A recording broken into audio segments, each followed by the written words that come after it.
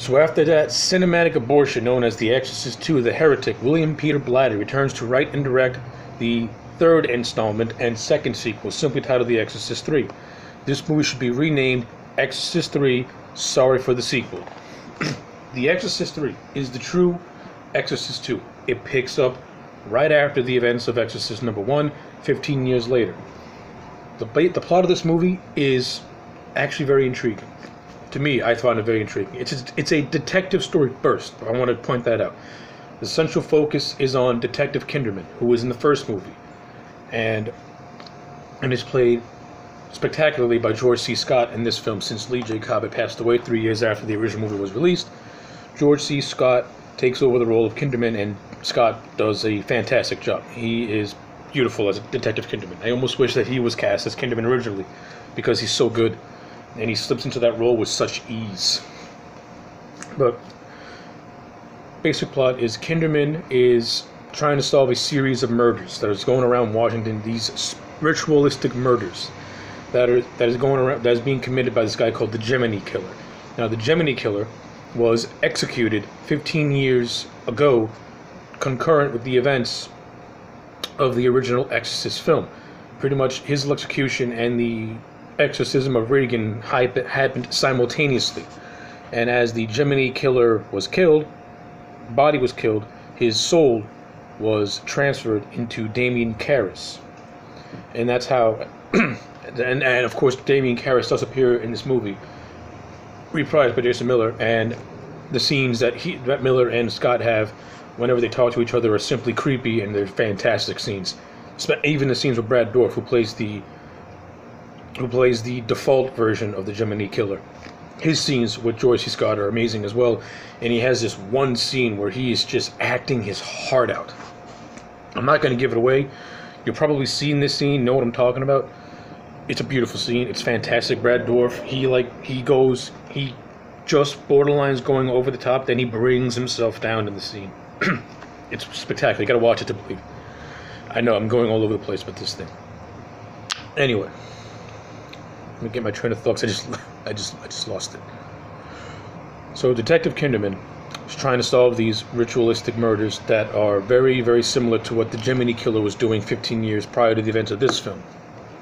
And this movie also has Ed Flanders as Father Dyer, and of course Father Dyer ends up becoming a victim of the Gemini Killer, and Kinderman has to struggle with a lot of things. He has to struggle with the death of his friend, and he's also trying to solve this case. And one of the things I like about this movie is the character interactions. Kinderman and Dyer, those two characters in this film, their scenes together, you can't take your eyes off. Ed Flanders and George C. Scott have a natural chemistry with one another, and their bantering is emotional. It's downright hilarious in a lot of scenes, and I buy them as being best friends. Their scenes together are spectacular. Their chemistry is untapped, and I really wish that Father Dyer didn't die so quickly. I would have kept him going a little bit more. But it is what it is, but it works for me. It really does work. And I already mentioned the scenes with Miller and Dourif along with Scott, which are fantastic scenes. Another strong point of this movie is the directing and the cinematography. The cinematography of this movie is very atmospheric. It's very foreboding. It doesn't try to recreate the first movie, but it takes elements from the first movie and it applies it to this movie. You really get that scope of this is serious. This is going to be dark, and it is. It's a serious movie. It's a dark movie. It's not as dark as the first movie, but it is dark. But it also has moments of levity. William Peter Blatty's directing style is really good. This movie is really quick-paced, but it doesn't feel quick-paced. It's quick-paced and it's evenly paced all at the same time. It's hard to explain. It just has a natural flow through it. You're watching a good movie when it has a natural flow. Everything's happening in a snappy way. It's not fucking dragging its feet. You're sucked into an already intriguing story because it's a detective story, so you're intrigued by it. So you want to solve the case and find out what's going on along with Kinderman, and you experience what he's going through. Like when he has these weird dream sequences, you're like, what's going on here? You know, why is Fabio here? Why is Patrick Ellering here? What's going on here? And so yeah, you get all that good stuff. And the way Blatty directs his scares or create as well. This movie has got 2 jump scares, and they're directed with such elegance and class that it always makes me forget why I can't stand jump scares, because he does these things so well. First jump scare. I'm not going to tell you what happens, but I'm just going to explain it. Kinderman is in this church talking to a priest, and the lights keep flickering and keep flickering. So he goes out to investigate. No music plays in this entire scene. So because there's no music, the scare to me is much more effective, because there's no warning, there's no cue to let you know when the scare is going to happen. But when it happens, you get like a little jump. Perfectly paced. The second jump scare, which to me is probably one of the best jump scares in the history of horror cinema, and that's saying a lot.